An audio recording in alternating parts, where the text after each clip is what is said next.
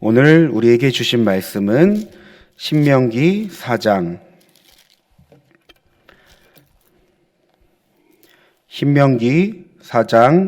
15절부터 31절 말씀까지인데요.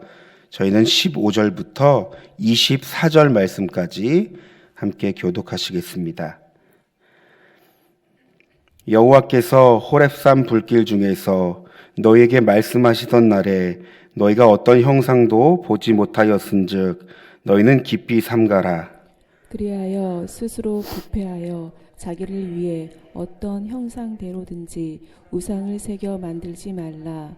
남자의 형상이든지 여자의 형상이든지 땅 위에 있는 어떤 짐승의 형상이든지 하늘을 나는 날개 가진 어떤 새의 형상이든지 땅 위에 기는 어떤 곤충의 형상이든지 땅 아래 물속에 있는 어떤 어족의 형상이든지 만들지 말라. 또 그리하여 내가 하늘을 향하여 눈을 들어 해와 달과 별들 하늘 위의 모든 천체 곧 너희의 하나님 여호와께서 천하 만민을 위하여 배장하신 것을 보고 미혹하여 그것에 경배하며 섬기지 말라.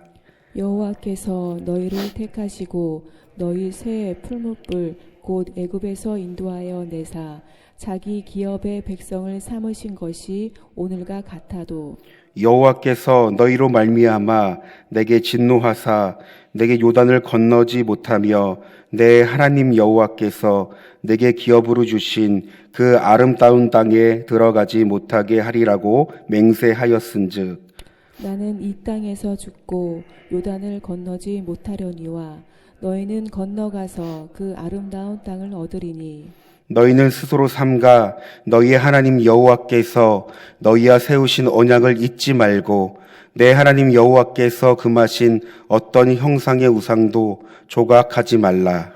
내 하나님 여호와는 소멸하는 불이시요 질투하시는 하나님이시니라. 아멘. 오늘 우리가 읽은 본문은 말씀에 순종하라라는 명령에 이어 우상을 만들지 말며 섬기지 말라라는 경고의 메시지를 기록하고 있습니다. 하나님은 이스라엘 백성들이 가나안 땅에 들어가 어떤 삶을 사는지, 그들의 행보가 어떤지를 알고 계셨습니다.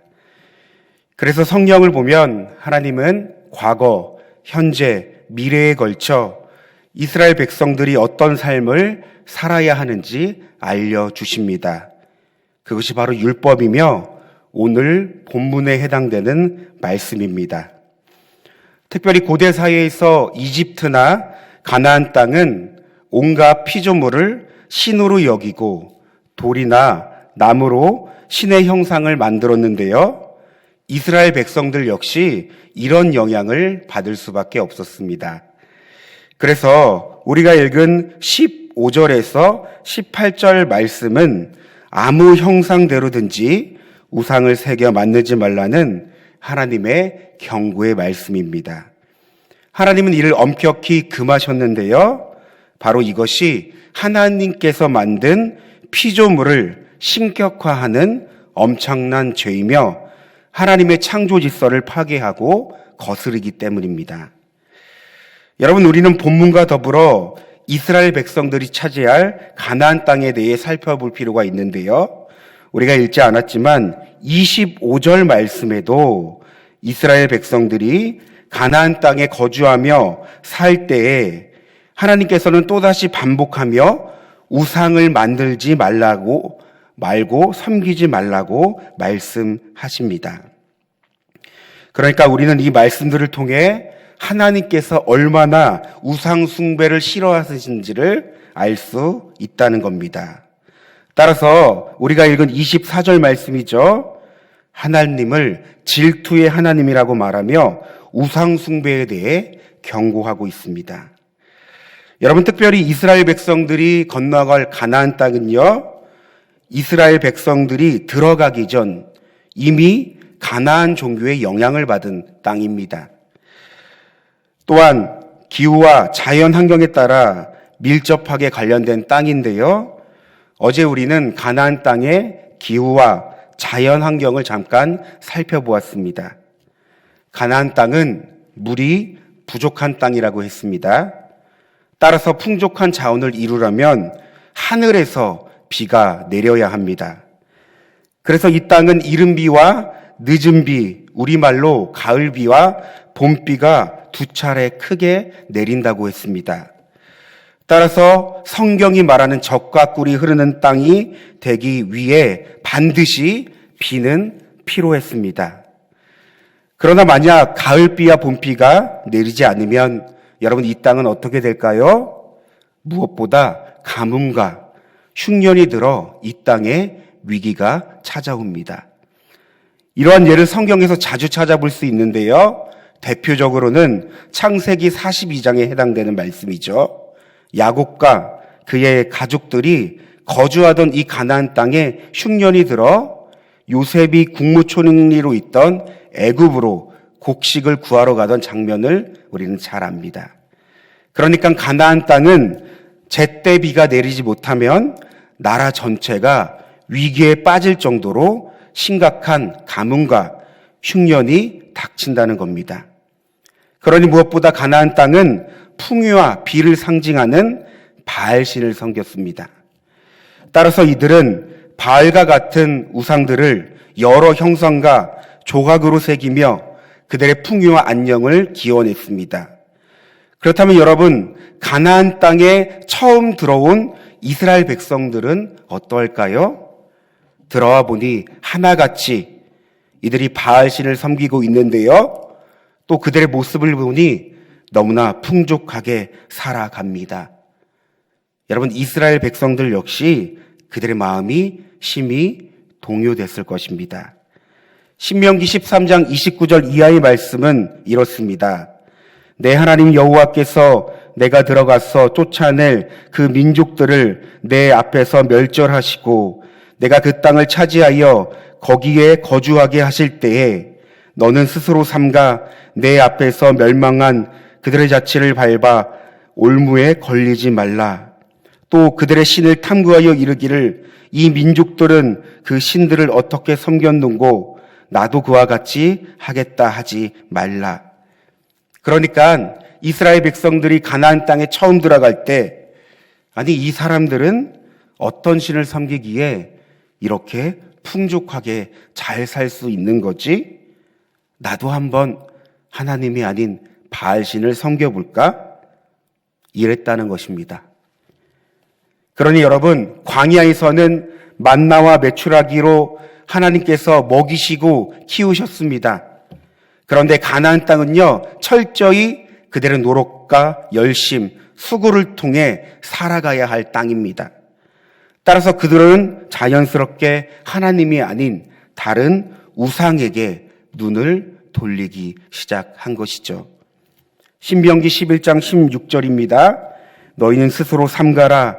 두렵건대 마음에 미혹하여 돌이켜 다른 신들을 섬기며 그것들에게 절함으로.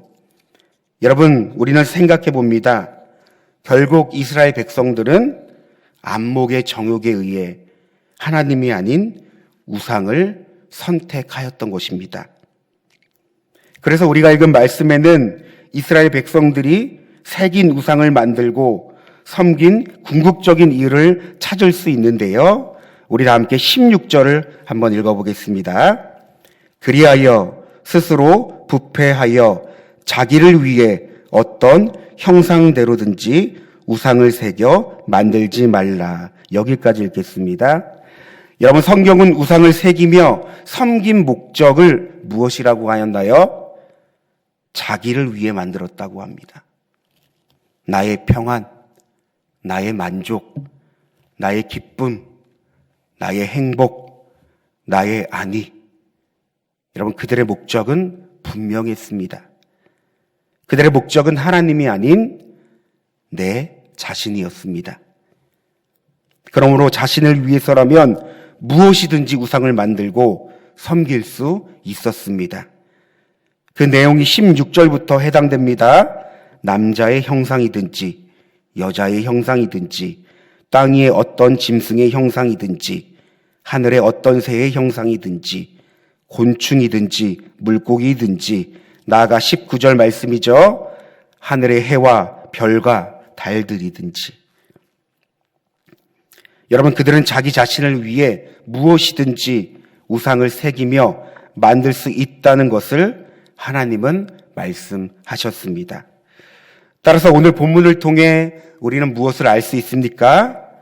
결국 하나님을 알지 못하는 영적 무지에서 이들이 우상을 섬겼다는 것을 우리는 생각해 봅니다.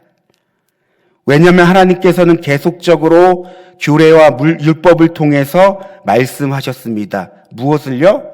하나님이 어떤 분이신지. 하나님은 어떤 분이신지 율법을 통해 자기 백성들에게 알리셨습니다.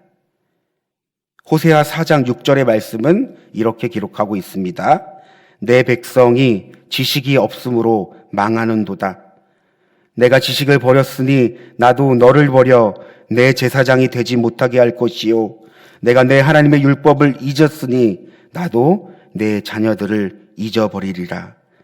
그들은 번성할수록 내게 범죄하니 내가 그들의 영화를 변하여 욕이 되게 하리라. 여러분, 그들은 하나님을 알지 못하였습니다. 그러니 하나님의 관계를 철저히 무시한 채 자기를 위해 살아갔습니다. 우상을 만들고 자기의 안위를 위하여 그 우상에게 빌었다는 것입니다. 따라서 여러분, 우리는 이 사실을 통해 한 가지 사실을 더 묵상할 수 있는데요. 그들이 가나안 땅에 정착하기 전 애굽을 나와 광야에서의 삶을 살기까지, 또한 가나안 땅에 들어가기까지, 여러분, 인간은요 얼마나 쉽게 하나님의 은혜를 잃어버리며 자기 자신을 위해 언제든지 하나님을 버릴 수 있다는 것을 우리는 깨닫습니다. 그런데 바로 이것이 하나님을 알지 못하는 영적 무지에서 비롯되었다는 것입니다. 여러분, 우리의 경우는 어떠합니까? 우리 또한 하나님과 관계를 맺은 자들입니다.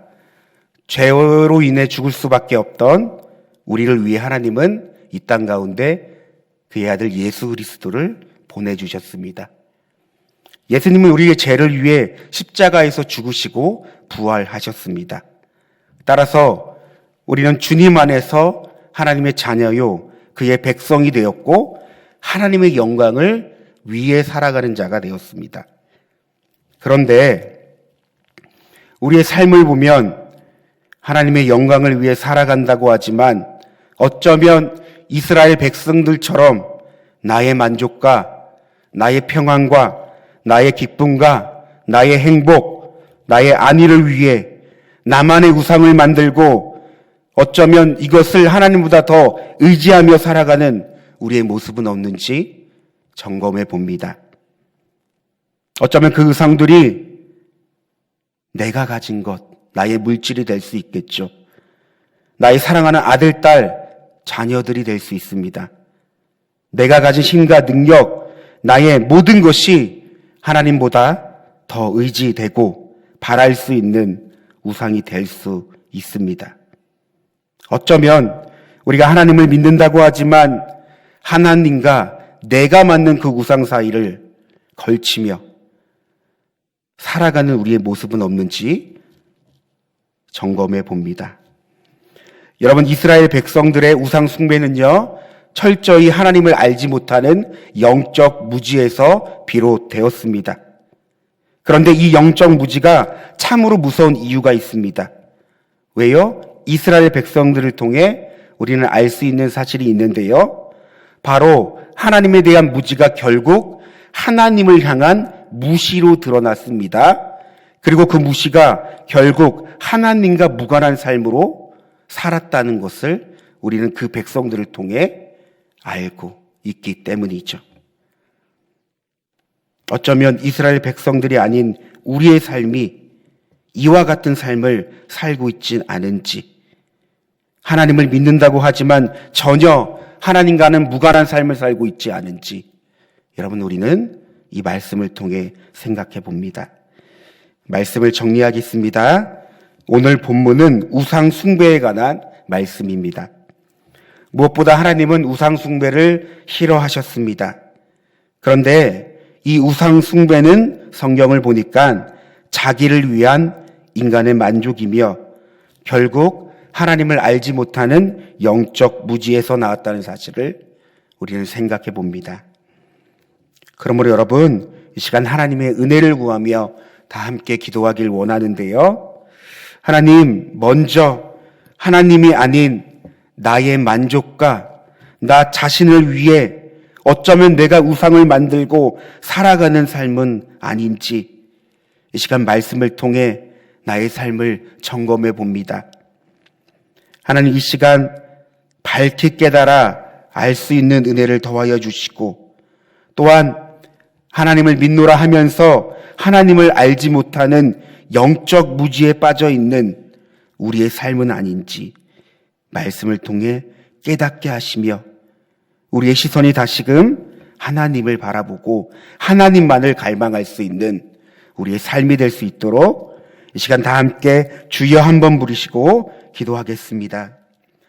주여, 사랑과 은혜가 충만하신 하나님, 오늘 본문을 통해 우상 숭배를 싫어하시는 하나님을 봅니다.